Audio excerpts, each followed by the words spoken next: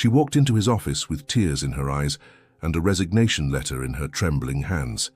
She was ready to give up on everything, but when he locked the door and said, "You're not leaving, you're staying with me," something changed. What started as a cry for help turned into a connection impossible to ignore. Between deep glances, accidental touches, and revealed secrets, two wounded hearts discovered that sometimes a fresh start is closer than we think. If this story touched your heart, subscribe to the channel, leave your like and become a member for early access to upcoming stories. And if you feel it was really worth listening to, also click the super thanks button. Your support makes all the difference and helps us keep bringing stories that move you. The CEO's office door creaked slightly when Olivia Carter opened it with trembling hands. The sound echoed through the empty hallway on the 33rd floor of Matthews & Cohen. There, the silence of the night seemed to amplify every racing beat of her heart. It was almost 9 o'clock on a rainy Friday night in New York, and the city lights flickered through the panoramic windows like silent witnesses to a moment that would change everything. She shouldn't have been there, not like this, with red swollen eyes, smudged mascara staining her pale cheeks, messy brown hair falling over her shoulders. Her navy blue blazer, the one she always wore to important presentations like professional armor, was wrinkled, the buttons crooked. Olivia looked like a destroyed version of herself, and that was exactly how she felt. Destroyed. For the past 2 years, she had given everything to that company. Sleepless nights reviewing financial reports, sacrificed weekends fixing mistakes that weren't hers, meetings where her ideas were stolen by Rick Sullivan, her direct supervisor, a man in his early 40s with a fake smile and an inflated ego who turned every workday into an emotional minefield. Incompetent. Slow. You'll never be good enough. His words echoed in Olivia's mind like invisible scars. Every public criticism, every humiliation disguised as constructive feedback, every look of contempt in front of her colleagues, all of it had eroded her confidence until only an empty shell remained where there had once been a brilliant, ambitious woman, passionate about what she did. But that night something inside her broke. Maybe it was the way Rick yelled at her in front of the entire team, accusing her of sabotaging a project he himself had ruined with his impulsive decisions. Maybe it was the cruel laughter from colleagues who preferred to align with power rather than defend the truth. Or maybe it was simply the accumulated exhaustion of pretending everything was fine when, in reality, she was falling apart inside. Olivia typed the resignation letter at home, her hands shaking so badly she had to rewrite it 3 times. Each word felt like a goodbye, not just to the job, but to a part of herself she didn't know if she could recover. When she finished, she carefully folded the paper, placed it inside a white envelope and decided to deliver it directly to CEO Aidan Matthews, the man at the top of the pyramid, someone she had never met personally, but whose reputation for impeccable leadership and strategic vision was legendary in the corporate world. She didn't expect him to still be in the office, but the light shining under the door and the muffled sound of typing confirmed his presence. Olivia took a deep breath, or tried to because the air seemed trapped in her chest, and knocked lightly on the door. "Come in." His voice sounded deep, controlled, but with a hint of tiredness that humanized the man behind the title. When Olivia opened the door, the first thing that hit her was the smell, a mix of strong coffee, varnished wood, and a subtle masculine fragrance, woody and enveloping. The office was spacious, elegant, with shelves filled with business books and an imposing mahogany desk where Aidan Matthews sat, his tie loosened, his white shirt sleeves rolled up to his elbows, revealing toned forearms. He looked up, and Olivia felt as if the entire world stopped. Aidan Matthews was 36 years old, but he carried a presence that seemed timeless, penetrating grey-green eyes that seemed to see beyond the masks people wore. Dark hair slightly disheveled, as if he had run his hand through it several times during long work hours.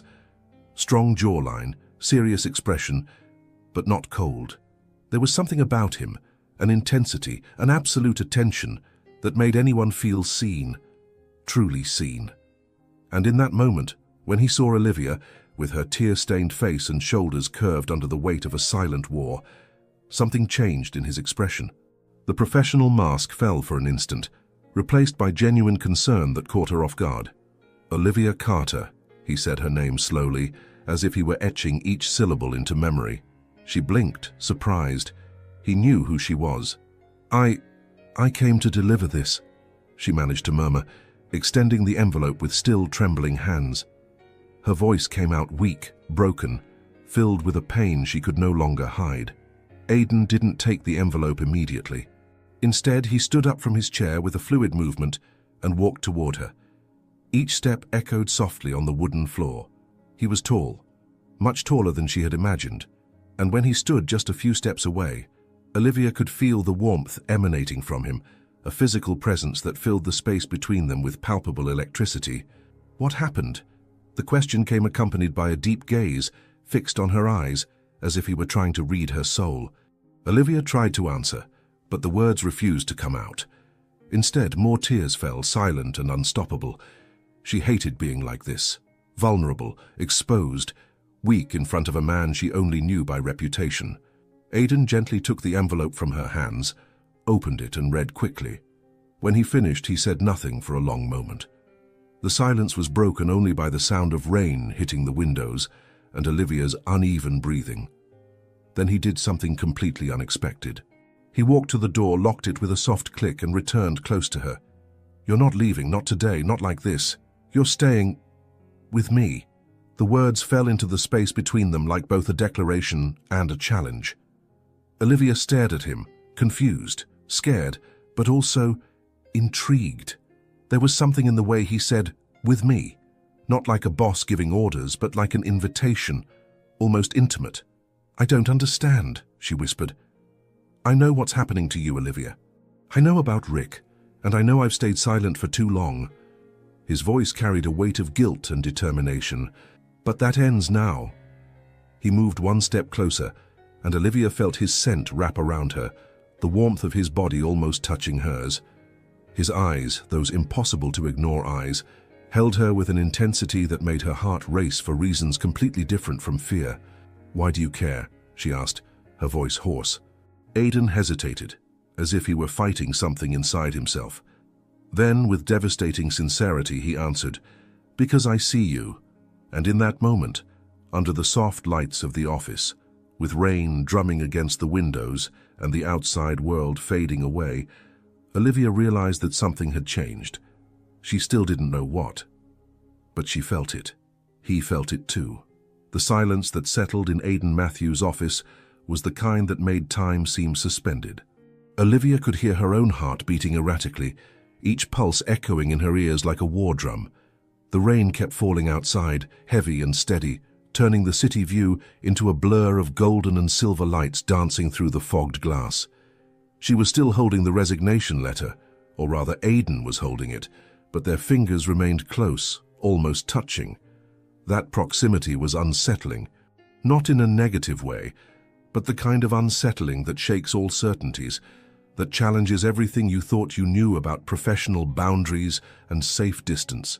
"You said you see me," Olivia repeated, her voice still trembling, but filled with a curiosity she couldn't hide.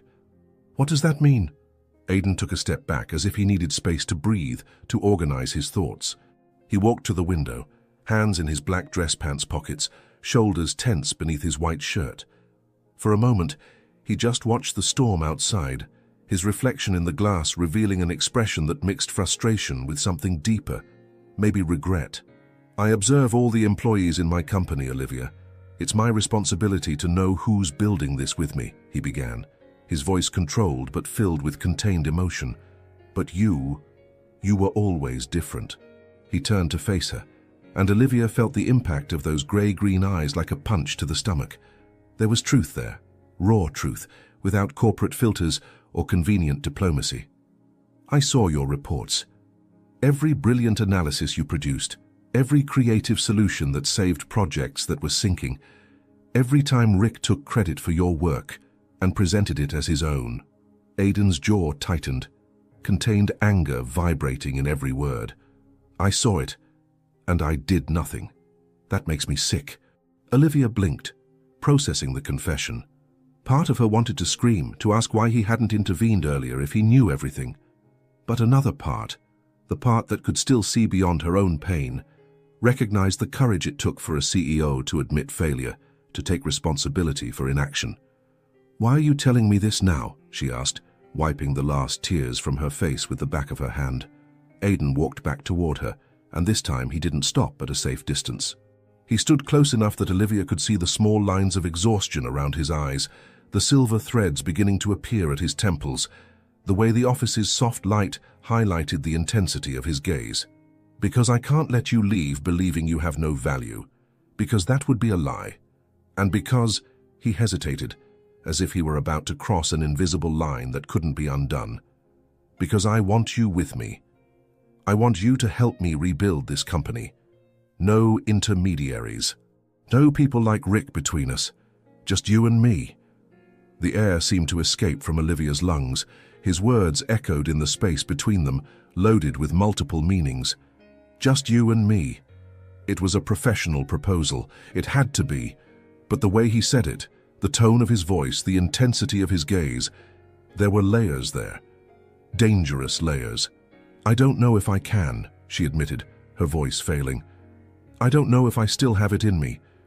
Rick, he broke your confidence." "I know."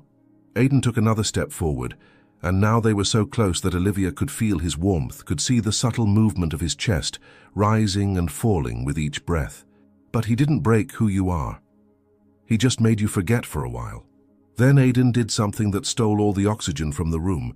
He extended his hand, not to shake hers in a formal greeting, but simply to hold it. His hand was large, warm, with calluses on his fingertips that suggested he wasn't just an office executive, but someone who still worked with his own hands when necessary. Olivia looked at the extended hand, her heart racing. It was just a hand, just a gesture. But it felt like much more than that. It felt like an invitation to something bigger, something frightening, and at the same time impossible to resist. She hesitated. For 1 second, 2, 3, and then, with a tremor that came more from emotional impact than fear, she placed her hand in his. The connection was electric. There was no other word to describe it. His touch was firm, secure, but at the same time incredibly gentle, as if he were holding something precious that could break. His fingers wrapped around hers, and Olivia felt a shiver run up her spine, her skin tingling where they touched. "You're brilliant, Olivia," Aidan said, his voice low, almost a whisper. "And I'm going to prove it to you. Every day if I have to." He released her hand, but not immediately. There was a moment of reluctance, as if they were both caught in an invisible gravity that made it difficult to pull away. When they finally separated their hands, the air between them still vibrated with the energy of that touch. Aidan walked to his desk, opened a drawer, and pulled out a small white badge with gold details. Her name was already printed on it, Olivia Carter, Associate Executive Director. "This is yours," he said, extending the badge. "Starting Monday, you work directly with me, 33rd floor. No Rick, no intermediaries, no one to diminish what you're capable of doing." Olivia took the badge with still trembling hands, but this time the tremor was different. It wasn't fear. It was something between disbelief and hope, an emotion she had forgotten she was capable of feeling. "Why are you doing this?" she asked, her voice filled with vulnerability. "You don't even really know me." Aidan stared at her for a long moment, his eyes traveling across her face as if he were memorizing every detail. There was something in that gaze that made Olivia feel exposed and protected at the same time, as if he were seeing not just who she was, but who she could be. "I know enough," he replied. And for the first time since she entered the office, a soft smile, almost imperceptible, touched his lips. It wasn't a corporate or polite smile. It was genuine, warm, and it made something strange happen in Olivia's chest, as if something frozen inside her began to melt. She held the badge against her chest, feeling its weight, both literal and symbolic. It was a second chance, a fresh start, but it was also something more.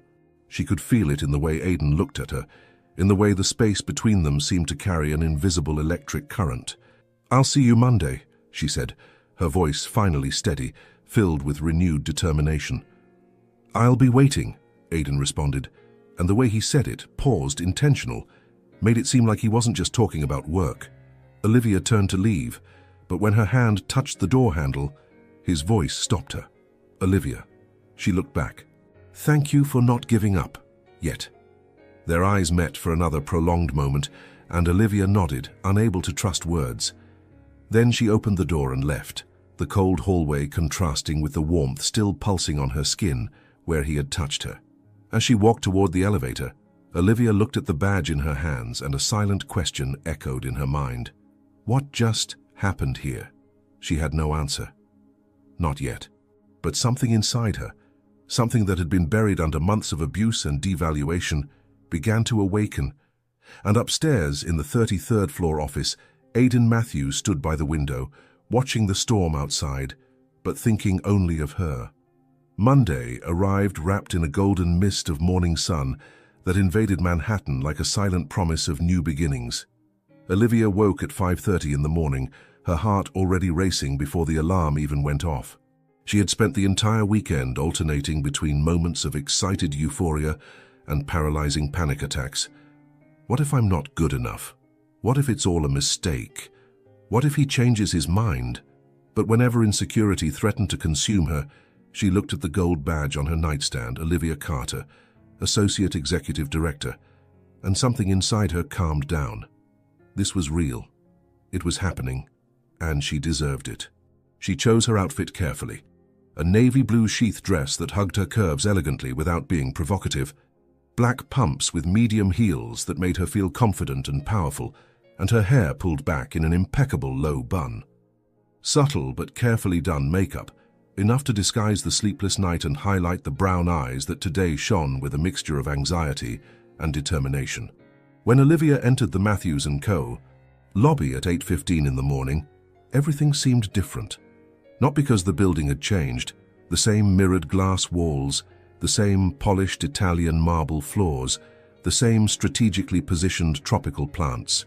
But she was different. She walked differently, breathed differently, existed differently. The exclusive elevator to the 33rd floor required the new badge. When the brushed steel doors closed and the elevator began to rise with a soft hum, Olivia closed her eyes and took a deep breath. You can do this. You deserve to be here. The discreet sound of the bell announced arrival. The doors opened, and Olivia was greeted by an environment completely different from what she was used to. If the lower floors were corporate and functional, the 33rd floor was sophistication personified. Light wood flooring, oak-paneled walls, carefully chosen contemporary artworks, abundant natural lighting through floor-to-ceiling windows that offered a breathtaking view of the city waking up. And there, near her new office, her office, was him. Aidan Matthews was leaning against the doorframe, arms crossed over his chest, the sleeves of his white shirt rolled up to his elbows like Friday night, his dark blue tie impeccably adjusted. His hair was combed back, but some rebellious strands were already starting to fall over his forehead. He wore prescription glasses with a thin, discreet frame that Olivia hadn't seen before, and that for some reason made him even more attractive, adding a layer of intellectuality to his already magnetic presence. When his eyes met hers, something passed between them. It wasn't just professional recognition or corporate cordiality. It was something more visceral, deeper, as if they both shared a secret that no one else in the building knew. "Welcome," he said, his deep voice carrying a genuine warmth that made Olivia's stomach do a little flip. "Thank you," she replied, surprised by the firmness of her own voice. She was nervous. God, she was so nervous, but she could hide it reasonably well. Aidan stepped away from the door and made an inviting gesture. "This is your office. I hope it's to your liking." Olivia walked in and felt as if she had been transported to another universe. The office was spacious, elegantly decorated with a modern glass desk, ergonomic leather chair, built-in shelves, a light grey sofa near the window, and, she noticed with a tightness in her chest, a small succulent plant in a white ceramic pot on the desk with a simple card propped beside it. To new beginnings. A.M. She picked up the card, her fingers trembling slightly as she touched the high-quality paper. The handwriting was elegant, masculine, handwritten. He had written this personally. "You didn't have to," she said softly, turning to face him. Aidan had entered the office behind her and now stood just a few steps away, hands in his pockets, his expression soft but attentive. "I wanted to," he replied simply. "You deserve to know that you're welcome here. Truly." There was a moment of silence, not uncomfortable, but charged. Olivia could feel his attention on her like a warm, constant weight, and when she looked up, she found those grey-green eyes watching her with an intensity that made her heart skip a beat. "So," Aidan said, breaking the moment before it became too heavy, "shall we get to work?" The first few hours passed in a blur of meetings, strategic project presentations, and immersion in high-level decision-making processes. Olivia quickly discovered that working directly with Aidan was an experience completely different from anything she had experienced before. He wasn't just smart, he was brilliant, with a strategic analysis capability that left her impressed. But more than that, he listened to her, really listened. When she presented an idea, he didn't interrupt her. When she questioned a decision, he didn't take offense. When she suggested an alternative approach, he seriously considered it, pondered, and often agreed. It was invigorating, liberating, as if she finally had permission to use all the potential that had been stifled for so long. "Your analysis on the Latin American market expansion is impeccable," Aidan commented around noon, reviewing the report she had prepared over the weekend. Because even in crisis, Olivia was incapable of not working. "This is exactly the kind of strategic vision we need here." He was sitting on the edge of her desk, arms crossed, his glasses hanging from his shirt collar now that he had finished reading. Was the proximity intentional? Olivia wasn't sure, but she felt it. She felt his warmth, the smell of that subtle woody fragrance she was already beginning to associate with security and competence. "Thank you," she said, trying to maintain a professional tone even when she noticed how his eyes lingered on her face a second longer than strictly necessary. "Don't thank me for what's rightfully yours," Aidan replied, his voice dropping slightly. "You're good at what you do, Olivia, very good, and it's time everyone here knows it." There was something in the way he said her name, Olivia, that made the word sound different, more intimate, as if it were a secret shared only between the two of them. The afternoon brought a meeting with department directors, and Olivia felt the shift in atmosphere as soon as she entered the conference room next to Aidan. All eyes turned to her, some curious, others surprised, some veiled with distrust. And there, at the far end of the table, with a red face and eyes wide with barely contained rage, was Rick Sullivan. "Before we begin," Aidan said, his voice cutting through the low murmur with natural authority, "I want to officially introduce Olivia Carter as our new Associate Executive Director. She'll be working directly with me on all of the company's strategic initiatives." The silence that followed was tense. Rick opened his mouth to speak, but Aidan raised his hand in a gesture that wasn't aggressive but absolutely final. "Olivia brings a strategic perspective and analytical capability that are essential for the next stage of Matthews & Co." Aidan continued, and then his eyes met Olivia's for a brief moment, a look of support, encouragement, of, "You've got this. I expect everyone here to treat her with the respect she deserves. Any questions?" No one said anything. Rick looked ready to explode, but remained silent, his fists clenched on the table. The meeting proceeded, and Olivia surprised herself with her own performance. She presented ideas clearly, answered questions confidently, challenged assumptions when necessary. And the entire time she could feel Aidan's presence beside her, not dominating the space, but supporting her, like a silent pillar of strength. When the meeting ended and everyone left, Aidan lightly touched her arm, just a brief touch, almost imperceptible, but one that sent a wave of warmth across Olivia's skin. "You were perfect," he said, his voice low and filled with something that went beyond professional approval. "I was dying of nerves," she admitted with a small smile. "It didn't show. Not at all." He was still close, so close that Olivia could see the small golden flecks in his eyes, the fine lines around his mouth that appeared when he smiled. There was a moment, just a moment, when neither of them moved. The air between them seemed to become denser, warmer, charged with a tension that wasn't uncomfortable but dangerously attractive. Then Aidan pulled back, clearing his throat. "Let's get back to work." But when he turned, Olivia saw, or thought she saw, a brief flash of something in his eyes, something that suggested that pulling back had required effort, that he felt it too. And as they returned to the 33rd floor, side by side in the silent elevator, Olivia realized that something was changing between them. Slowly, dangerously, inevitably. 3 weeks had passed since Olivia moved up to the 33rd floor, and the routine that had established itself between her and Aidan was simultaneously productive and disturbingly intimate. They worked in perfect sync. She anticipated his needs before he verbalized them. He trusted her analyses without question, and together they created strategies that were transforming Matthews & Co. into something even more impressive than it already was. But there was something more. Something unspoken that hung in the air whenever they were alone. Glances that lingered a second too long. Accidental touches that seemed to send electric currents across their skin. Silences loaded with unspoken words.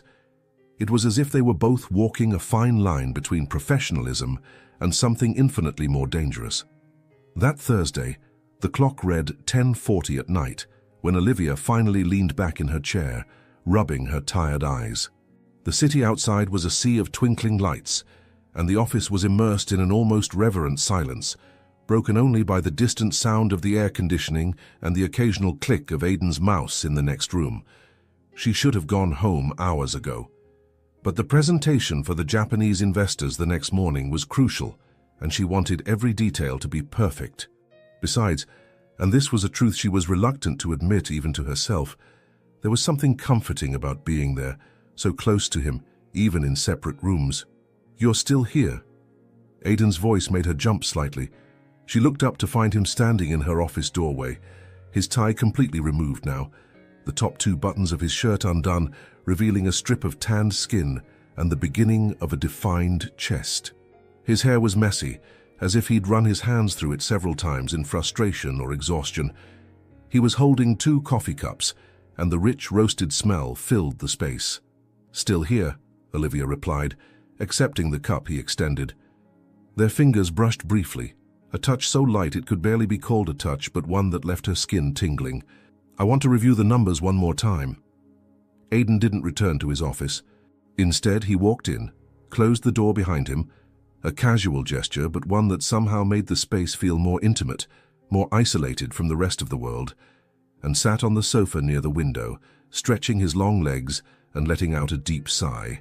"You're too much of a perfectionist," he commented, but there was a small smile on his lips, a softness in his eyes that transformed the observation into a disguised compliment. "Coming from you, that's ironic," Olivia retorted, turning her chair to face him. The soft light from the desk lamp created interesting shadows on his face, accentuating the strong line of his jaw, the curve of his lips, the intensity of those eyes that seemed to see through all masks. "Touché." He took a sip of coffee, and Olivia caught herself watching the movement of his throat as he swallowed, the way his long fingers held the cup, with a delicacy that contrasted with the raw masculinity of his presence. "Stop it," she reprimanded herself. "He's your boss. This is completely inappropriate." But her heart didn't seem to care about appropriate or inappropriate. It just kept racing whenever Aidan was around. "Can I ask you a question?" Olivia asked before she could stop herself, the exhaustion of the long night lowering her usual defenses. "Always," Aidan replied, and there was something in the way he said it, sincere, open, as if he really wanted to know her beyond spreadsheets and presentations, that encouraged her to continue. "Why are you still here? You could have an entire team doing this. Why do you stay late, working as if you were still a junior analyst?" Aidan was silent for a moment, his gaze lost in the city's nighttime view. When he finally spoke, his voice had a reflective quality, vulnerable in a way she rarely heard. "Because I built this," he said softly. "Every decision, every risk, every victory, and every failure, it all went through my hands. And I can't delegate passion, you know? I can share responsibility. But the care, the commitment to doing it right, that's too personal to outsource." Olivia felt something tighten in her chest. She knew that feeling. That need to care so much it hurts. That inability to do things halfway. "I understand," she said, and by the way his eyes turned to her, intense and penetrating, Olivia knew he believed her. "I know you understand," Aidan replied, getting up from the sofa and walking toward her. "That's why you're here." He stopped behind her chair, and Olivia felt his warmth before she even consciously registered the proximity. She could feel his physical presence, large, solid, comforting and disturbing at the same time. The woody scent she was already beginning to associate with security, power, and something dangerously seductive. "Let me see what you're reviewing," he said, leaning over her shoulder to look at the computer screen. His breath lightly brushed her ear, and Olivia had to make a conscious effort to keep breathing normally. He was so close she could feel the heat from his body radiating through his shirt, could see the hair on his forearm when he reached out to point at something on the screen, could hear his steady breathing as he analyzed the numbers. "Here," he said, his finger touching the monitor. "This projection calculation, you can be more aggressive. The Japanese respect boldness when it comes with solid data, and you have the data." Olivia turned her face slightly to respond and suddenly found herself inches from his face, so close she could see the small expression lines around his eyes, the texture of his skin, the way his lips parted slightly in surprise at the unexpected proximity. Time seemed to freeze. Neither of them moved. His eyes dropped to her lips, a quick movement almost imperceptible, but one that Olivia caught and that made her heart stumble over its own rhythm. "Aiden," she whispered, not quite sure if it was a warning or an invitation. He closed his eyes for a moment, his jaw tightening as if he were fighting an internal battle. Then, with what seemed like visible effort, he pulled away, stepping back a few paces and running his hand through his hair in a gesture of frustration. "Sorry," he said, his voice hoarse. "I shouldn't. This isn't appropriate." Olivia turned her chair completely to face him, her heart still racing, her skin still tingling where his breath had brushed. Part of her wanted to agree, reinforce professional boundaries, return to the safe zone. But another part, a brave and honest part that was tired of pretending, wanted to challenge him. "Why isn't it appropriate?" she asked, her voice firmer than she expected. Aiden stared at her, and the intensity in his gaze was almost palpable. "Because you work for me. Because there's a power dynamic here that I can't ignore.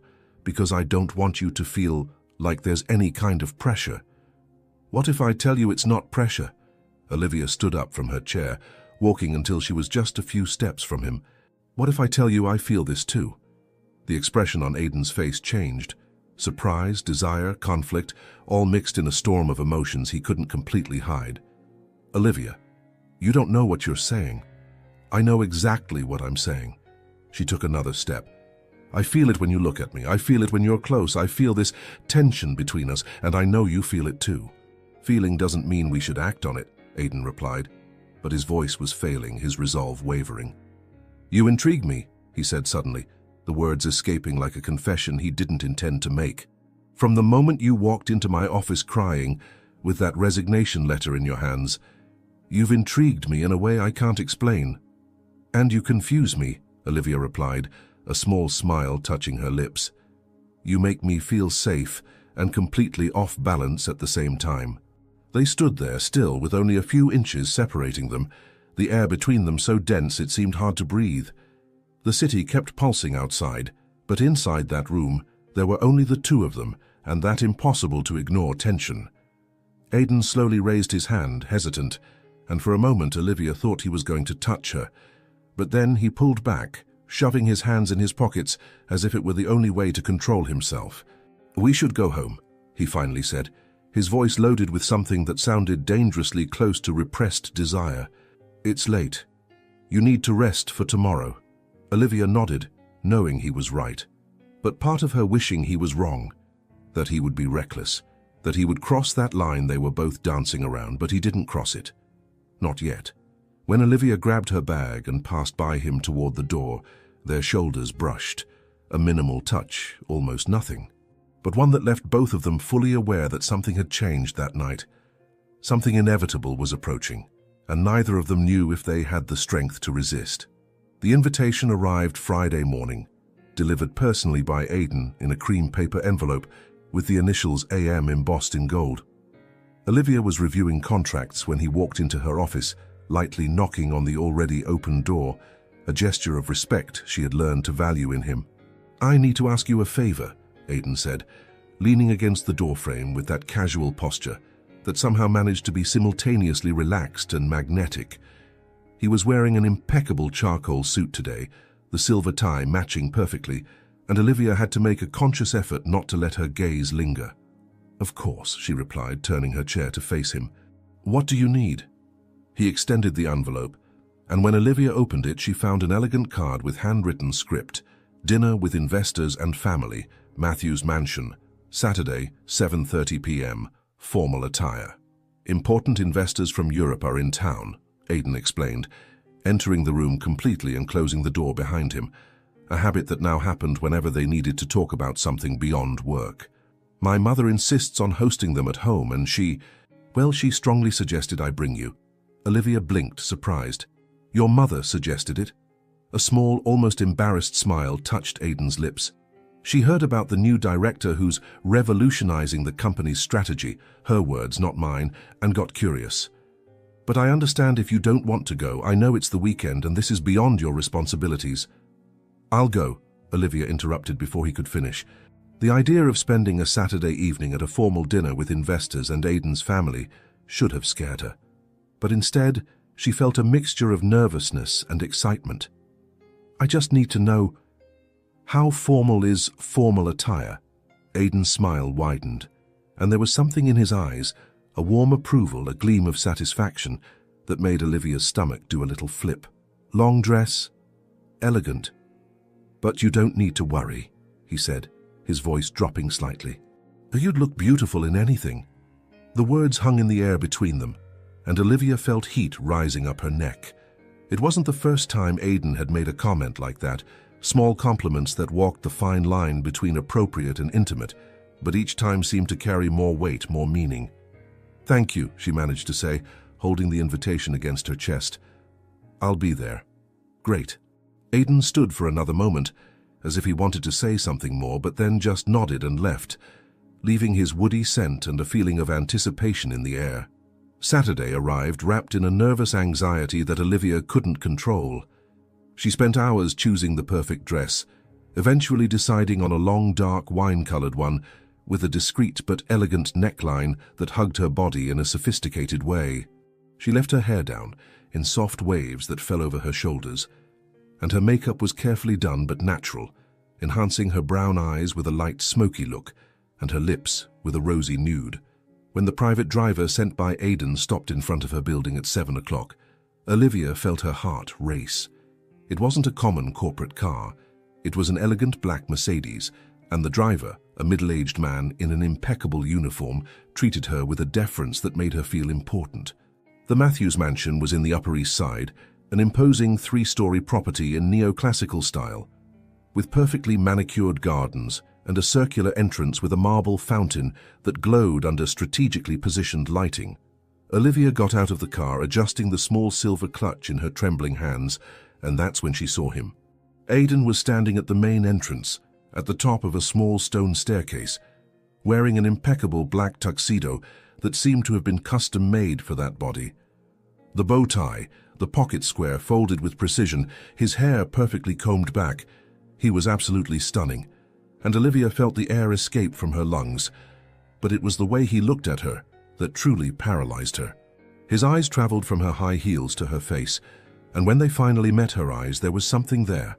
Admiration, desire, something deep and undeniable that made all her nervousness transform into an acute awareness of her own skin, her own body, her own presence. Aidan descended the steps slowly, his eyes never leaving hers, and when he stopped at the base of the stairs, he extended his hand. "You look beautiful," he said, his voice low, hoarse, filled with a sincerity that went far beyond social courtesy. "So do you," Olivia replied without thinking, and then blushed when she realized what she'd said. "I mean, you look elegant, presentable, appropriate for the occasion." An amused smile touched his lips. "Presentable. I'll take the compliment." He offered his arm, and Olivia hesitated for only a second before sliding her hand along his forearm. The tuxedo fabric was soft under her fingers, but underneath she could feel the firm muscle, the warmth of his skin radiating through the clothing. They climbed the steps together, and Olivia was hyper-aware of every point of contact, her hand on his arm, his shoulder occasionally brushing hers, the way he adjusted his pace to match hers. The interior of the mansion was even more impressive than the exterior. Crystal chandeliers, marble floors with golden veins, paintings that Olivia was certain were originals, antique furniture combined with modern touches in a way that demonstrated impeccable taste. But more than the decoration, it was the atmosphere, a kind of elegance that came from generations of well-managed wealth, of tradition respected but not rigid. Aidan, a female voice, warm and enveloping, echoed through the hallway. A woman of about 60 appeared, wearing an elegant navy blue dress, her grey hair pulled back in a sophisticated bun, her eyes, the same grey-green shade as Aidan's, shining with intelligence and curiosity. "Mother," Aidan said with a genuine affection that Olivia had never seen in him before. "This is Olivia Carter, our new Associate Executive Director." Mrs. Matthews approached, and to Olivia's surprise, didn't extend her hand for a formal greeting, but hugged her warmly. "My son doesn't stop talking about you," she said, stepping back to study Olivia with a penetrating but affectionate gaze. "It's wonderful to finally meet you." Olivia shot a quick glance at Aidan, who had a slightly embarrassed expression, a sight so rare she almost laughed. "It's an honor to be here, Mrs. Matthews," Olivia replied sincerely. "Please call me Eleanor. Mrs. Matthews makes me feel old." She gave a conspiratorial wink and then turned to Aidan. "The Bergers just arrived. You should go greet them." The dinner was a surreal experience. Olivia found herself seated between Aidan and a German investor named Klaus, who was visibly impressed with her knowledge of European markets. The conversation flowed easily, business, culture, travel, and Olivia realized she was genuinely having fun. But what really made the evening special was Aidan. He was attentive in a way that went beyond professional. When the waiter served wine, he discreetly switched her glass for water when he noticed she hadn't touched the alcohol. When Klaus made a joke in German that she didn't understand, Aidan translated in a whisper, close enough that only she could hear. When she began talking about the expansion strategy, he supported her without dominating the conversation, letting her shine. And throughout it all, there were the touches. Small, subtle, but undeniably intentional. His hand brushing her back when he stood up to get something. His fingers lingering when he passed the salt.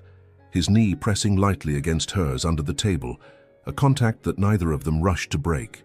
"It's the first time I've seen that sparkle in his eyes," Eleanor commented quietly when the men got up to go to the study after dinner. She was sitting next to Olivia, her eyes fixed on her son with a mixture of affection and satisfaction. "In years, it's you." Olivia felt her heart tighten. We work well together," she said, trying to maintain neutrality. Eleanor laughed softly, a sound full of maternal wisdom. "Dear, I raised that boy. I know when he's working, and I know when he's in love. And what I see when he looks at you," she paused meaningfully, "isn't work." The words kept echoing in Olivia's mind, the entire ride back, sitting next to Aidan in the back seat of the Mercedes. The silence between them was comfortable but charged, each lost in thoughts that neither dared to verbalize. "Thank you for going," Aidan finally said, turning to look at her. The streetlights passed over his face at intervals, creating dramatic shadows. "You were incredible. Why me?" Olivia suddenly asked, the words escaping before she could filter them. "Of all the people you could have brought, why me?" Aidan was silent for a long moment, his eyes fixed on hers with an intensity that made the rest of the world disappear. "Because you make me want to be someone better," he finally said, his voice low, hoarse, filled with a vulnerability she had never heard before. Olivia felt her eyes burn with unshed tears, not from sadness, but from something much more complex: recognition, connection, the overwhelming feeling of being truly seen by someone. And there, in the intimate silence of the car gliding through the illuminated streets of Manhattan, with inches separating them, but an eternity of unspoken things between them, they both knew that something had changed irrevocably. There was no going back, only forward. And what would come next was as frightening as it was inevitable. Monday arrived with a different weight in the air. Olivia entered Matthews & Co. at 8 o'clock sharp, her heart still warmed by memories of Saturday. The way Aidan looked at her, the words he said in the car, the touch of his hand on hers when they said goodbye at her building's entrance. She had spent all of Sunday reliving every moment, every glance, every shared breath. But the warmth of those memories was quickly replaced by palpable tension as soon as she stepped off the elevator on the 33rd floor. Helena, Aidan's executive assistant, was standing near reception with a worried expression, and when she saw Olivia, she approached quickly. "There's an emergency meeting in the main conference room in 15 minutes, Helena said in a low voice, casting a nervous glance down the hallway. "Rick is agitated. He asked to gather all the directors." A cold shiver ran down Olivia's spine. She hadn't seen Rick since that first meeting weeks ago, when Aidan introduced her as Associate Executive Director. He had been removed from several important projects since then, and rumors ran through the hallways about his growing instability. "Does Aidan know?" Olivia asked, trying to keep her voice steady. "He's aware, and he's not happy." Helena hesitated, then added, "Be careful, Olivia. Rick isn't someone who accepts losing power peacefully." 15 minutes later, Olivia entered the conference room and immediately felt the weight of multiple stares on her. The room was full, all department directors, some senior managers, and there, at the head of the table opposite where Aidan normally sat, was Rick Sullivan. He had changed in recent weeks. His face was thinner, his bloodshot eyes suggesting poorly slept nights, and there was a tension in his shoulders that bordered on desperation. When his eyes met Olivia's, she saw pure rage, not just professional resentment, but something more personal, more venomous. Aidan hadn't arrived yet, and Olivia felt a knot in her stomach as she realized that maybe this was exactly Rick's intention, to start before Aidan could control the narrative. "Since everyone's here," Rick began, slapping his palm on the table hard enough to make some people jump, "I think we need to have an honest conversation about what's happening in this company. Rick, this meeting isn't on the official agenda." James, the financial director, tried to intervene, but Rick cut him off with a sharp gesture. "I don't care about the agenda. I care about the integrity of this company." He looked directly at Olivia, and the venom in his voice was unmistakable. "Doesn't anyone here find it strange how a junior analyst suddenly becomes associate executive director overnight?" The silence that followed was tense, uncomfortable. Olivia felt her blood freeze in her veins, but forced herself to maintain a neutral expression, her hands folded on the table to hide the trembling. "We all worked years to get where we are," Rick continued, his voice rising in volume and intensity. "We gave blood, sweat, sacrificed time with our families, and then she shows up with tears in her eyes and a resignation letter, and suddenly she's working directly with the CEO. That's enough." James's voice was firm, but Rick was beyond the point of listening to reason. "No, it's not enough." Rick slammed the table again. "You're all thinking the same thing. You just don't have the courage to say it. She didn't rise through competence. She rose because..." "Because what, Rick?" Aidan's voice cut through the air like a sharp blade. He was standing in the doorway, his expression absolutely controlled, but his eyes burning with an icy fury that Olivia had never seen. He wore an impeccable black suit, his tie perfectly adjusted, and there was something in his posture, straight shoulders, clenched jaw, relaxed but ready hands, that radiated absolute power. The silence that settled was deafening. Rick visibly paled, but tried to maintain his bravado. "Aidan, I was just..." "Finish your sentence, Rick." Aidan entered the room with measured steps, each movement deliberate and loaded with authority. "You were about to make an accusation. Finish it." Rick opened and closed his mouth, his eyes searching for support around the table, but everyone had looked away. He was alone and was beginning to realize the magnitude of the mistake he had made. But Olivia didn't need Aidan to fight this battle for her. Not this time. She stood up slowly, her legs still trembling but her voice surprisingly firm when she spoke. "I'll finish for you, Rick." All eyes turned to her, including Aidan's, which carried a mixture of surprise and concern. "You were going to suggest that I earned my position through seduction, through personal favors, that I'm not qualified, not competent, and that I'm here only because..." "What? Because I'm a woman and supposedly used that to manipulate the CEO?" The way she verbalized the unspoken accusations made several people shift uncomfortably in their chairs. Rick was red, but didn't deny it. "So let me tell you something, Rick," Olivia continued, walking around the table toward him, each step gaining more confidence. During the 2 years I worked under your supervision, I arrived before you and left after. I corrected your mistakes on at least 15 projects. I have the emails saved if you want me to list them.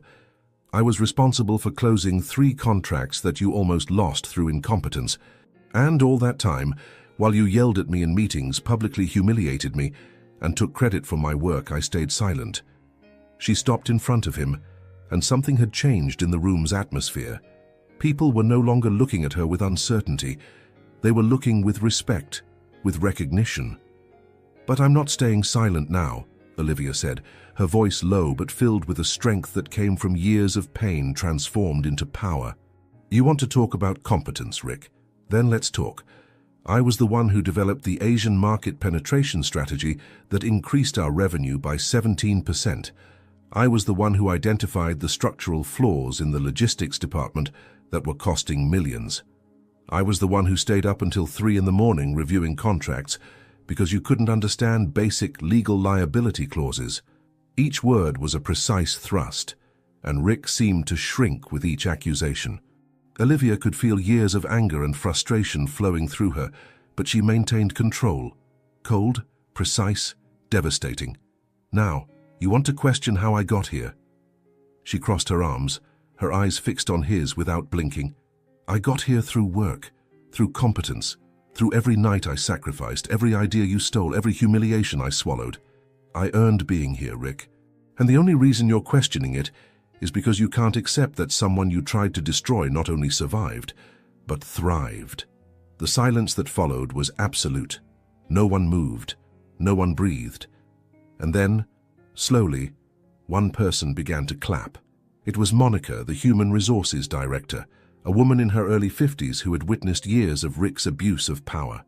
Other people joined in, and soon the entire room was applauding, not enthusiastically or loudly, but with a solemn respect that was infinitely more powerful. Olivia looked at Aidan, and what she saw in his eyes completely disarmed her. It wasn't just pride, it was pure admiration, mixed with something deeper, more personal. He looked at her as if he were seeing her truly for the first time and immensely liking what he saw. "You're fired, Rick," Aidan said, his voice calm but absolute. "Not just demoted, fired. HR will process your exit today. You have 1 hour to clear your desk." Rick opened his mouth to protest, but the expression on Aidan's face, cold, implacable, final, made him close it. He stood up unsteadily, shot one last look of hatred at Olivia, and left the room with his shoulders curved in defeat. The meeting was quickly dissolved, people leaving in small groups, many stopping to acknowledge Olivia with respectful nods or brief words of support. When the room finally emptied, only she and Aidan remained. He walked toward her slowly, and when he got close enough, Olivia could see the raw emotion in his eyes, pride, admiration, concern, and something else she couldn't name, but that made her heart race. "You didn't have to do that," he said softly, raising his hand as if to touch her face, but stopping at the last second, his fingers hovering inches from her cheek. "I had to," Olivia replied, her voice hoarse with emotion. "For me. Not for you, not for the company. For me." Aidan nodded, and the pride she saw in his eyes was almost overwhelming. "You were magnificent, absolutely magnificent." His hand finally closed the distance, his fingers lightly touching her face in a caress so gentle it almost hurt. The touch lasted only a second, 2, but it was enough to send a wave of warmth across Olivia's skin, to make the rest of the world disappear, to remind her that what existed between them went far beyond professional. "Aidan," she began, but Helena appeared in the doorway, interrupting the moment. "Sorry to interrupt, but the Berger lawyers are on the line," she said, and there was genuine apology in her eyes as she realized what she had interrupted. Aidan pulled back, clearing his throat, the professional mask returning to place, but when he looked at Olivia one last time before leaving, there was a silent promise in those eyes. "This isn't over. We're just beginning." The days following the confrontation with Rick were strange. Olivia felt as if a heavy part she had been carrying for years had finally been released, leaving her lighter, freer, but also more vulnerable. She had exposed herself in a way she never imagined being capable of, not just to Rick but to the entire room, including Aidan. And now, whenever their eyes met, There was a new layer of intimacy there, an unspoken understanding that went beyond anything professional. Aidan was different too, more attentive if that was possible, more present. He found reasons to stop by her office, bringing coffee, reviewing documents that could easily be discussed via email, simply asking how she was. And always, there was that prolonged moment of eye contact, that extra second when neither looked away, that electric tension that made the air between them seem charged with unexplored possibilities. It was Thursday night, almost 10 o'clock, and they were alone again on the 33rd floor. It had become an unofficial routine, staying late, working on projects, sharing ideas, and slowly, inevitably, letting professional barriers fall inch by inch. Olivia was reviewing an expansion proposal when she heard her office door open. She didn't need to look to know who it was. She already recognized the sound of his footsteps, the way he filled a space just with his presence. "Still working?" Aidan asked, but his voice had a different tone today, softer, more intimate, as if he too felt that something was about to change. "Always," Olivia replied, turning her chair to face him. He was leaning against the doorframe, his tie completely removed, the top 2 buttons of his shirt undone, revealing the base of his neck and the shadow of his Adam's apple. His sleeves were rolled up, showing defined forearms, and his hair was slightly messy, as if he'd run his hands through it several times. He looked tired, but more than that, he looked conflicted, as if he were fighting an internal battle he was slowly losing. "I need to talk to you," he said, entering and closing the door behind him. The click of the lock sounded loud in the silence, and Olivia felt her heart race. "About work?" she asked, though she already knew the answer from his tone, from the way he looked at her. "No." Aidan approached but didn't sit. Instead, he stood near her desk, hands in his pockets, that gesture she had already learned he made when trying to control himself. "About us." The air seemed to escape from the room. Us. The word hung between them, heavy with meaning, impossible to ignore. "Aidan," Olivia began, but he gently raised his hand. "Let me speak first. Please." There was a vulnerability in his voice she rarely heard, and it made her fall silent. "Since you walked into my office that Friday, something changed. I tried to ignore it, tried to convince myself it was just professional admiration, respect for your work, satisfaction in having someone competent by my side." He paused, running his hand through his hair in a gesture of frustration. "But I was lying to myself, because what I feel when I look at you has nothing to do with reports or strategies or presentations." Olivia felt her breath catch in her throat. She should interrupt him, reinforce professional boundaries, retreat to the safe zone, but she couldn't, because everything he was saying echoed exactly what she herself had been feeling.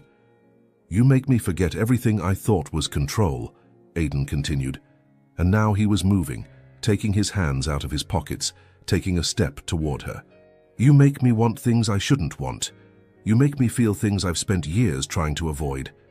He stopped in front of her, so close that Olivia had to tilt her head back to maintain eye contact.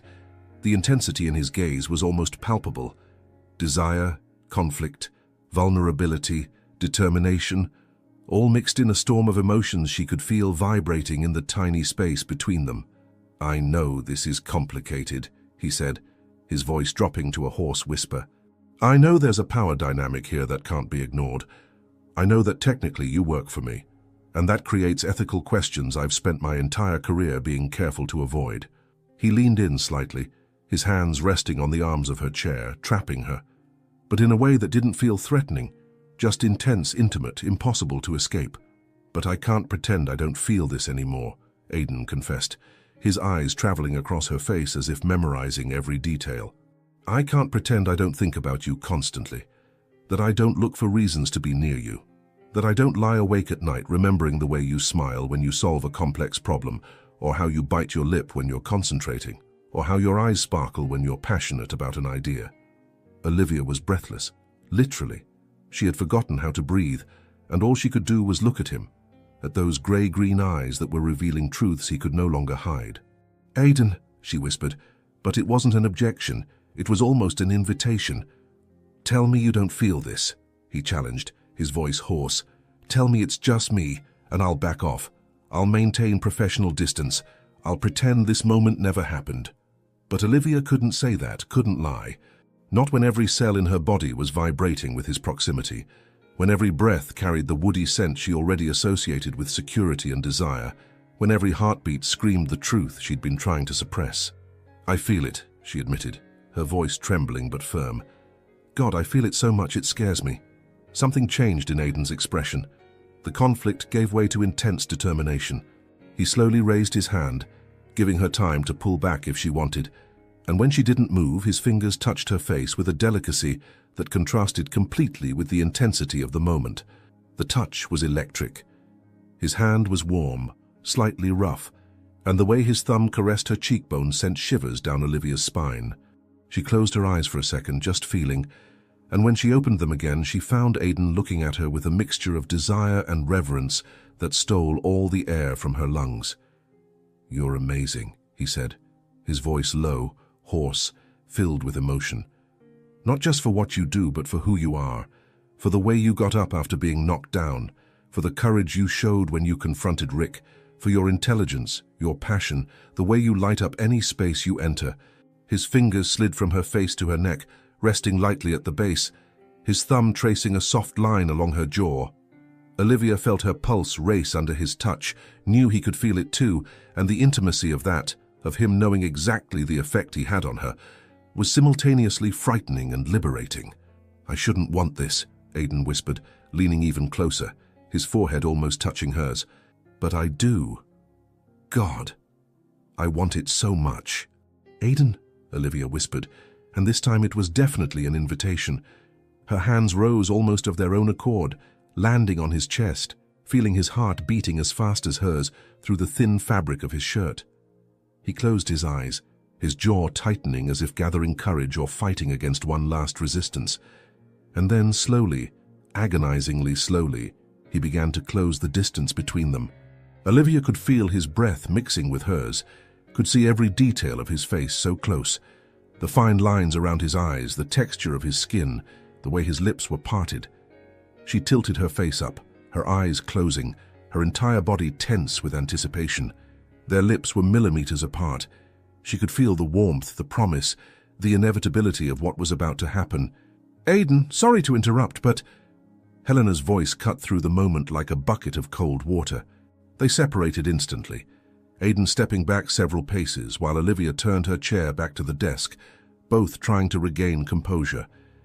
Helena stood in the doorway with a mortified expression, clearly realizing she had interrupted something significant. "The European merger lawyers need to speak with you urgently," Helena said, looking at Aiden but carefully avoiding looking at Olivia. "It's about the intellectual property clauses." Aiden closed his eyes for a moment, the frustration visible in the way his jaw tightened. "I'll be right down," he said, his voice controlled but tense. Helena nodded and left quickly, closing the door behind her. The silence that remained was dense, loaded with everything that almost happened, and the frustration of having been interrupted. "I need to handle this," Aiden said, but didn't move immediately. He looked at Olivia with an intensity that made her heart stumble. "But this isn't over." It wasn't a question. It was a promise. Olivia nodded, unable to trust words. When Aiden finally left, she remained seated, trembling slightly, her skin still tingling where he had touched her, her lips still anticipating the kiss that didn't happen. But she knew, with absolute and terrifying certainty, that it was only a matter of time. What existed between them could no longer be denied or postponed. It was inevitable, like gravity, like sunrise. And when it finally happened, it would change everything. 2 days had passed since that interrupted moment, and the tension between Olivia and Aiden had become almost unbearable. They moved around each other like magnets, attracted, but maintaining a careful distance, aware that a single touch could ignite everything they'd been trying to control. But control was running out. Olivia felt it in the way Aiden looked at her during meetings, a look that lingered a few seconds too long, that traveled across her face with an intensity that made her heart race. She felt it in the moments when he passed too close in the hallway, his shoulder brushing hers in a contact that seemed accidental, but sent waves of heat across her skin. She felt it in the heavy silence that settled whenever they were alone, loaded with everything they wanted to say, but didn't dare. It was Saturday night, technically not a workday, but both had shown up at the office with the excuse of finishing the proposal for the Asian investors that would be presented on Monday. The truth, which neither verbalized, was that they needed to be near each other, that the distance of 2 whole weekend days seemed impossible to bear. The 33rd floor was immersed in silence, illuminated only by the soft lights from individual offices and the glow of the city outside. Olivia was in her office but couldn't concentrate. The words on the monitor blurred, the numbers didn't make sense, and her mind kept returning to the same place, to that Thursday night moment, to the feeling of Aidan's fingers on her neck, to the proximity of his lips. She closed her laptop with a frustrated sigh and stood up, walking to the window. The nighttime view of Manhattan was spectacular from there, an ocean of golden and silver lights stretching as far as the eye could see. But she barely registered the beauty. Her mind was completely consumed by him. "You can't concentrate either." Aidan's voice made her turn abruptly. He was standing in her office doorway, leaning against the frame with that casual posture that somehow always managed to be magnetic. But there was something different about him today. The mask of professional control had completely disappeared, replaced by something rawer, more vulnerable, more real. He was wearing dark jeans. Olivia had never seen him in jeans before, and a long-sleeved grey shirt with the sleeves rolled up to his elbows. No tie, no formality, just him. And somehow, this more relaxed version of him was even more attractive than the impeccable CEO in a suit. "I can't," Olivia admitted, her voice coming out huskier than intended. "Not since Thursday." Aidan's eyes darkened at that confession, and he entered the room, closing the door behind him. The click of the lock echoed in the silence, and this time there was no doubt about the intention. There was no work pretense, no excuses. "Me neither," he said, walking toward her with measured steps. "I can't stop thinking about that moment, about what almost happened, about what should have happened." Olivia felt her heart race, blood running hot in her veins.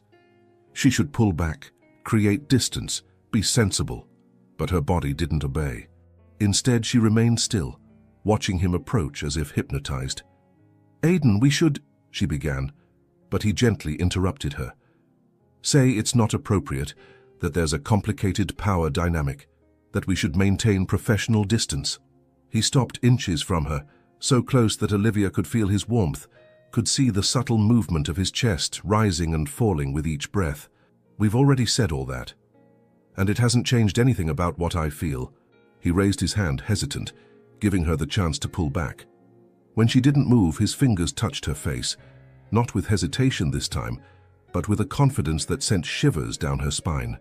"You're amazing," Aidan said, his voice low, hoarse, filled with an emotion he no longer tried to hide. "Not just for your work, but for the way you exist in the world, for your strength, your vulnerability, the way you make me want to be better, just to be worthy of being near you." His fingers slid from her face to her neck, then to her shoulders, resting lightly. But the weight of that touch seemed to carry years of contained desire. "I don't know if I'm strong enough to resist you," he confessed, his eyes fixed on hers with an intensity that made the rest of the world disappear. "And honestly, I don't want to try anymore." Olivia raised her hands and placed them on his chest, feeling his racing heart under her palms. "Then don't resist," she whispered, her voice trembling but firm. "Because I can't anymore either." Something broke between them. The last thread of resistance snapped, and then Aidan pulled her to him, one hand sliding to the back of her head, while the other wrapped around her waist, and finally their lips met. The kiss started hesitant, almost shy, as if they were both testing something precious that could break. His lips were soft, warm, and moved against hers with a delicacy that contrasted with the intensity of the moment. Olivia felt her legs weaken, and Aidan's hands held her more firmly, pulling her even closer. And then something changed. Hesitation gave way to hunger. The kiss deepened, became more urgent, more desperate, as if both were trying to make up for weeks of denied proximity. Olivia's hands moved up his chest to his neck, her fingers tangling in his hair, and she felt a low groan vibrate in his throat, a sound that sent waves of heat through her entire body.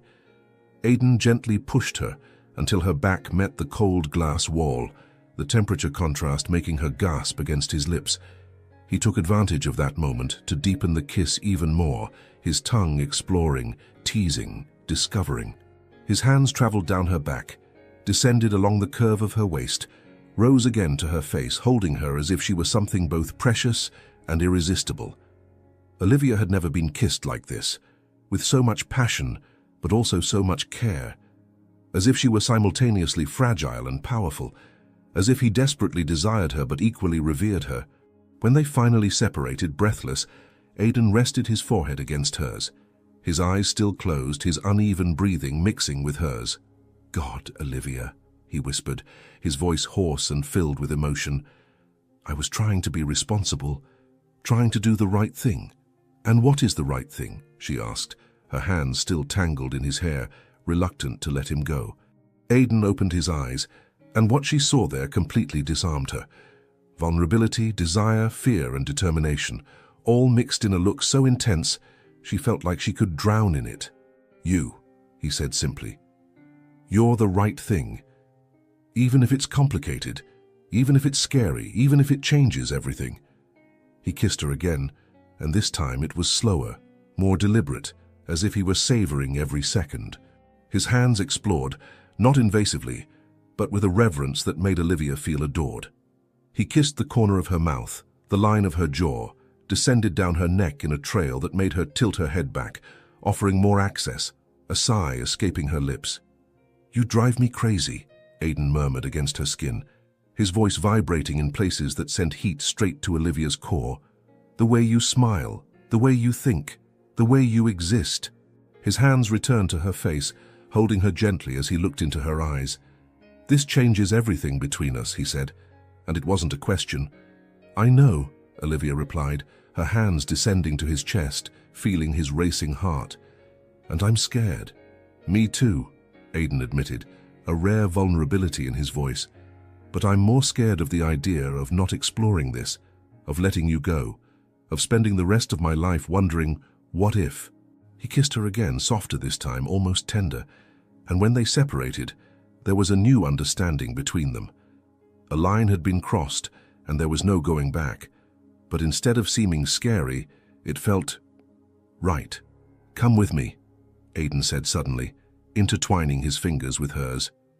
"Where?" Olivia asked, still dizzy from the kiss, the touch, the intensity of everything. "My apartment." "Not to..." He hesitated, searching for the right words. "I just want to be with you. Really. Without office walls, without laptops, without work pretenses. Just us." Olivia looked into his eyes and saw only sincerity.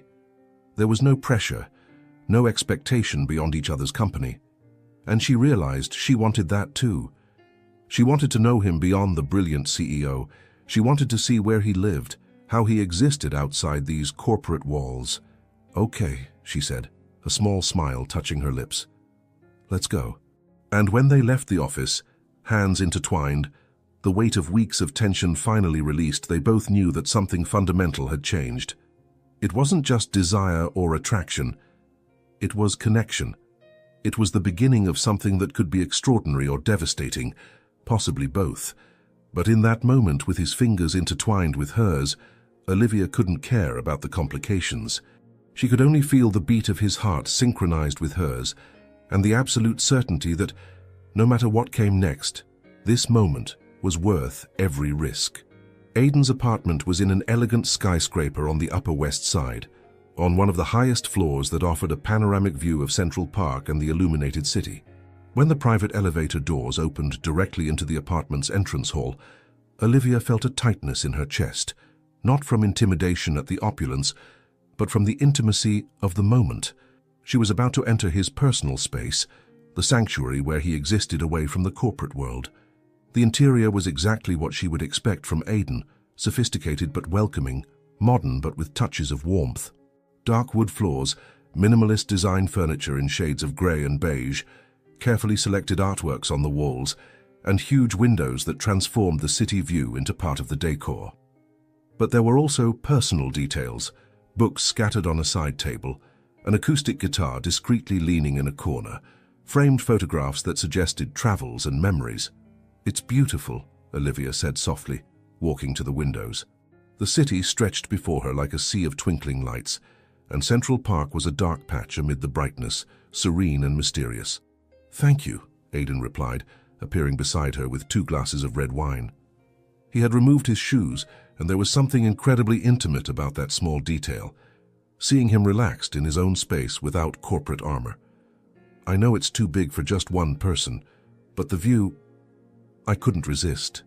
Olivia accepted the glass, their fingers touching briefly in the process, a simple touch that still sent an electric current across her skin.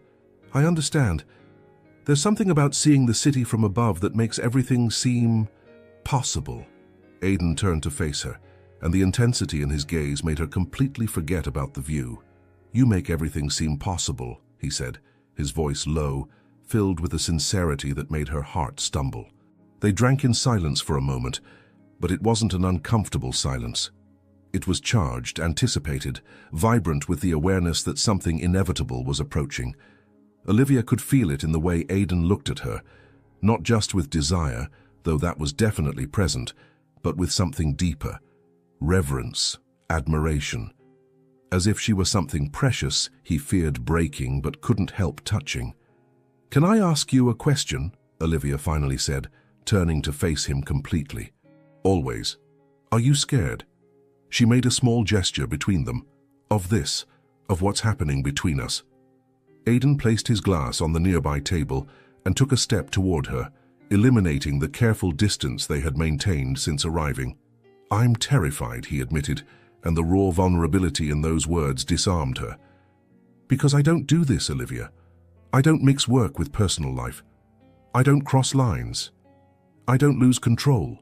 He raised his hand and touched her face gently, his thumb tracing the line of her cheekbone. "But with you, I lose control constantly. And the scariest part is that I don't want to get it back." Olivia placed her own glass aside and raised her hands to his chest, feeling his racing heart under her palms. "I'm scared too," she confessed, "but not of you. I'm afraid of waking up and discovering this isn't real, that I imagined it all." "It's real," Aidan said, leaning in to rest his forehead against hers. "More real than anything I've ever felt." And then he kissed her. And it was different from before. There was no desperate urgency or nervous hesitation. It was intentional, deep, as if they had all the time in the world and wanted to savor every second. His hands slid along her waist, pulling her closer, and Olivia melted against him, her arms wrapping around his neck. The kiss gradually deepened, both their breathing accelerating, and when Aidan finally pulled back, his eyes were dark with desire, but also loaded with a silent question. "Are you sure?" he asked, his voice hoarse. "Because if you're not, we can stop. We can just talk, watch something. I can take you home." Olivia silenced him by placing her fingers on his lips. "I'm sure," she said, her voice firm despite her racing heart. "I've never been so sure of anything."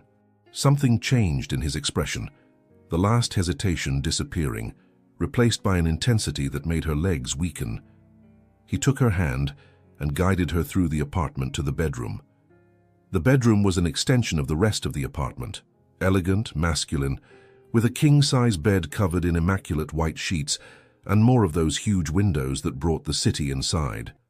But Olivia barely registered the details. All she could focus on was Aidan, the way he looked at her, the touch of his hands as he gently turned her to face him. "You're beautiful," he said, his eyes traveling across her face, as if memorizing every detail. "Not just physically. You shine, Olivia. From the inside out." He kissed her again, softer this time, almost reverent. His hands slowly moved up her back, finding the zipper of her dress. He paused, his eyes meeting hers in a silent question, and when she nodded, he slowly, agonizingly slowly pulled the zipper down. The fabric slid over her shoulders, and Aidan traced the path with his lips, kissing the exposed skin with an adoration that made Olivia tremble. Not from cold, but from anticipation, from desire, from the intensity of being the focus of so much concentrated attention. The dress fell to the floor with a soft whisper, and Olivia stood there in simple but elegant lingerie, vulnerable but strangely empowered by the way Aidan looked at her, as if she were the most beautiful thing he had ever seen. "Your turn," she whispered, her fingers going to the buttons of his shirt. She undid them slowly, revealing his defined chest, tanned skin, muscles that suggested he didn't spend all his time behind a desk. When the shirt fell, she let her hands explore. The broad shoulders, the firm chest, the line of abdominal muscles. Aiden took her hands and brought them to his lips, kissing each finger with a delicacy that contrasted with the obvious tension in his body. And then, with a fluid movement, he lifted her, and Olivia wrapped her legs around his waist as he carried her to the bed. He laid her gently on the white sheets, and then stood for a moment just looking at her, his eyes dark with desire but also with something deeper: care, reverence, perhaps even love, though neither was ready to verbalize that yet. "Are you sure?" he asked again, his voice hoarse but his eyes clear, giving her the option to stop at any moment. "I am," Olivia replied, reaching out to him. "Come here." Aiden lay beside her, his body pressing against hers, and the heat was overwhelming.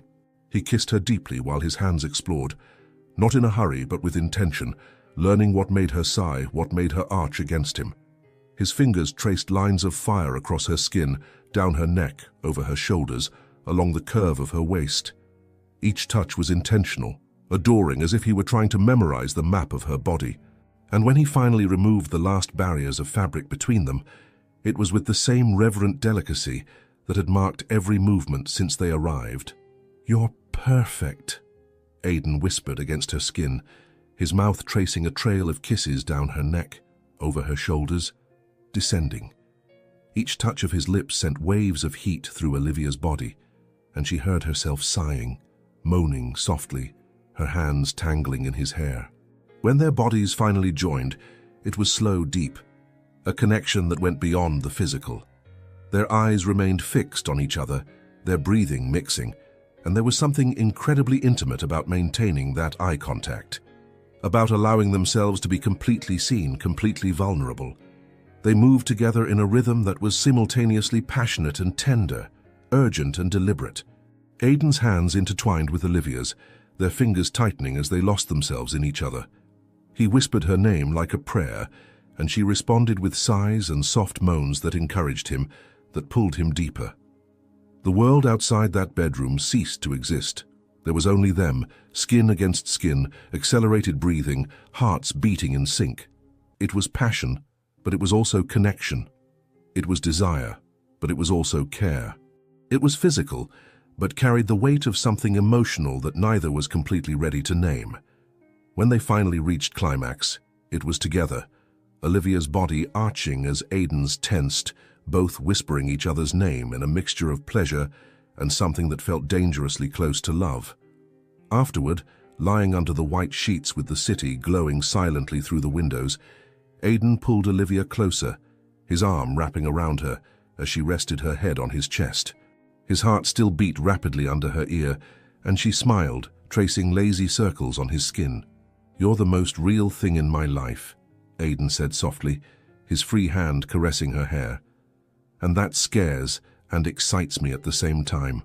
Olivia raised her head to look at him, her fingers tracing the line of his jaw. "And you're my fresh start," she said, her voice filled with emotion. "Not just professionally, in everything." He kissed her softly, a kiss that didn't have the urgency of before but somehow carried even more meaning. And then she nestled against him again, their bodies intertwined, and for the first time in a long time, Olivia felt completely safe, completely seen, completely home. And as they fell asleep together, with the city silently witnessing through the windows, they both knew they had crossed a point of no return. What came next would be complicated, challenging, possibly even problematic. But in that moment, it would be worth every complication. 18 months. That was the time that had passed since that rainy Friday when Olivia entered Aiden's office with a resignation letter and tears in her eyes. 18 months of transformation, not just professional but personal, emotional, in every way that mattered. Matthews & Co. had expanded aggressively into Latin America under Olivia's strategic leadership, who now commanded the entire international division of the company. What began as an associate executive director position had evolved into something much bigger. She was now Vice President of Global Operations, a position created specifically for her, recognizing not just her competence, but her vision. And beside her, always, was Aidan. Not just as CEO or business partner, but as companion, confidant, love. Their relationship had been navigated carefully, total transparency with the board, clear conflict of interest policies, deliberate separation between professional and personal decisions. It hadn't been easy. There were difficult conversations, constant adjustments, and moments when external scrutiny almost made them question if it was worth it. But it was always worth it. Because what they had was rare, a connection that transcended simple categories, that was simultaneously intellectual partnership, physical chemistry, and emotional intimacy.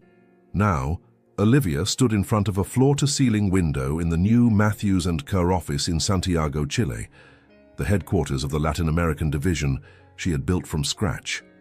The city stretched before her, the Andes creating a dramatic backdrop against the clear blue sky. It was early December, summer in the southern hemisphere, and the air carried that luminous quality that made everything seem full of possibilities. The office door had an elegant glass plaque, Olivia Carter Matthews, Vice President, Global Operations, Latin America. Matthews. She still smiled every time she saw the surname. Not because she had lost her identity, but because she had chosen to expand, to add a new layer to who she was, just as Aidan had become an integral part of her life. 2 years ago you walked into my office crying. His voice came from behind, warm, familiar, loaded with that intimate tone he reserved only for her. Olivia turned and found Aidan leaning against the doorframe, wearing a light cream-colored suit that adapted perfectly to Santiago's climate. Sleeves casually rolled up, a soft smile on his lips. He was different too. He still had that magnetic presence, that intensity in his eyes, but there was a lightness in him now that didn't exist before, as if something that was always tense had finally relaxed. "And you stopped me from giving up," Olivia replied, walking toward him. She wore an emerald green sheath dress that Aidan had commented made her eyes sparkle, and the warmth in his gaze as she approached confirmed he still thought so. "Actually," Aidan said, reaching her and gently pulling her closer, his hands resting on her waist, "you stopped yourself from giving up. I just locked the door." Olivia laughed, the sound light and genuine of a happiness she had learned to embrace without fear. "Best decision you ever made?" "Second best," he corrected, his eyes fixed on hers with that intensity that still made her heart race, even after all this time. "What was the first?" "What I'm about to do now." Before Olivia could process the words, Aidan stepped back and then, completely unexpectedly, in the middle of the empty office with the city of Santiago stretching around them, he knelt down. Time seemed to stop. Olivia felt the air escape from her lungs, her hands flying to cover her mouth as immediate tears burned in her eyes. She knew what was happening, but it still seemed surreal, impossible, perfectly right, all at once. Aidan took out a small navy blue velvet box from the inside pocket of his jacket, and when he opened it, it revealed a solitaire diamond ring, elegant, timeless, perfect in its simplicity. The Chilean sunlight made it sparkle like a promise captured in stone. "Olivia Carter," Aidan began, and his voice was emotional in a way she rarely heard, vulnerable, exposed, absolutely sincere. "Before you, I built a company. I created something the world recognizes as success, but I had no idea what it was to live until you came into my life." A tear rolled down Olivia's face, but she didn't wipe it away. She just stood there, hands still covering her mouth, eyes fixed on him. "You taught me that strength isn't never breaking, it's breaking and rebuilding yourself. You showed me that vulnerability isn't weakness, but courage. You made me want to be better, not because I wasn't good enough, but because you inspire greatness just by existing." He paused, swallowing hard, his own eyes shining with emotion. "You're my partner in everything. In business, in life, in dreams we haven't even dared to fully dream yet." He held the box with one hand and extended the other to her, and Olivia took it without hesitation, their fingers intertwining tightly. "Before the world sees how amazing you are, though many already do, I want you to know what you are to me." His voice was hoarse now, filled with emotion. "Your home. Your peace. Your passion. You're everything I didn't know I was looking for." More tears fell, but Olivia was smiling, her heart so full it felt ready to burst. "Will you marry me?" Aidan finally asked, the question simple but loaded with years of history, of connection, of love built in big and small moments. "Not because I'm your boss, I never really was, not truly, not because we need each other professionally, though we're better together, but because I love you, completely, irrevocably, forever." Olivia lowered her hands from her mouth, tears now flowing freely, but her smile was radiant, lighting up her entire face. "I saw this future," she said, her voice trembling but clear. "The day you locked that door, I didn't know it yet. I didn't fully understand. But a part of me already knew you would be my always." She knelt too, placing herself at his level, her hands holding his face. "Yes, 1,000 times yes. I'll marry you." The smile that lit up Aidan's face was absolutely devastating. Pure happiness, relief, love so intense it completely transformed his features. He took the ring from the box with hands that trembled slightly, the only evidence of nervousness he had shown, and slid it onto her finger. It fit perfectly, as if it had always been made to be there. And then he kissed her, not with the urgency of that first time in the office, not with the passion of that night in his apartment, but with something deeper. A kiss that was promise and celebration, past and future, all wrapped in a single perfect moment. When they finally separated, they were both laughing and crying at the same time, his forehead resting against hers, their breaths mingling. "I love you," Olivia whispered. "I love you so much, it sometimes scares me." "I love you more," Aidan replied, kissing her again softly. "And I'm not scared, not anymore." They stayed kneeling there for another moment, just absorbing the magnitude of what had happened, and then Aidan stood and pulled her with him, wrapping her in his arms. "So," he said, his face buried in her hair, his voice vibrating against the top of her head, "when do you want to do this?" "The ceremony." Olivia pulled back slightly to look at him, the ring on her finger catching the light and sparkling. "I don't know. Something intimate, maybe. Just people who really matter." "Eleanor will insist on helping to plan," Aidan said with an amused smile. His mother had become one of Olivia's biggest supporters, treating her like the daughter she never had. "And I'll love every minute of it," Olivia replied sincerely. They walked together to the window, looking at the city that was now part of their journey. Aidan wrapped Olivia from behind, his arms around her waist, his chin resting on her shoulder, and they stood there in comfortable silence. "Do you remember what I said that first night?" Aidan asked softly. "That you made me want to be someone better." "I remember." "I was wrong." He gently turned her in his arms so he could look into her eyes. "You don't make me want to be someone better. You make me be someone better. Just by being at my side." Olivia smiled, her fingers tracing the line of his jaw. "You do the same for me. You gave me back something I thought I'd lost forever, the ability to believe in myself." They kissed again, long, soft, passionate. A kiss that carried the promise of all future kisses, of all shared sunrises, of all adventures yet to come. Outside, Santiago continued its daily dance. The Cordillera remained majestic against the horizon, and the world kept spinning. But inside that office, with the name Olivia Carter Matthews engraved on the door and an engagement ring sparkling under the Chilean light, two hearts that had found each other in darkness finally celebrated the light they created together. It wasn't just a happy ending. It was a happy beginning of the next phase, the next adventure, the rest of their intertwined lives. And if anyone had asked Olivia in that moment if she regretted that rainy Friday when she entered Aidan's office with a resignation letter, she would have laughed. Because that moment of breaking, of vulnerability, of almost giving up, had been the beginning of everything that mattered. Sometimes the end of something is just the beginning in disguise.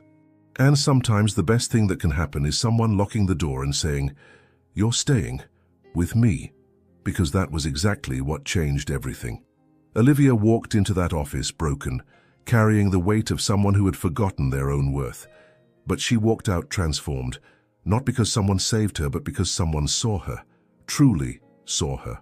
Aidan didn't fix what was broken in her. He simply held up a mirror and showed what had always been there: strength, brilliance, courage. And in the process of helping her find herself again, he was transformed too. Because true love isn't about completing each other. It's about inspiring each other to become who you were always meant to be. Sometimes the best thing someone can do for us is lock the door when we're about to give up and say, "Not today, you stay." And maybe deep down this story also speaks a little about all of us, about the moments when we almost gave up, and about the people who remind us why it's worth staying. If this story touched your heart in any way, leave your like so we know you're here with us on this journey. Subscribe to the channel so you don't miss the next stories that will move you, and comment below where you're listening from. I love knowing that these words are reaching hearts around the world. If you felt it was really worth it, consider becoming a member for early access to the stories yet to come. Your affection and support make all the difference and help us keep bringing narratives that touch the soul. Thank you for being here. From the heart.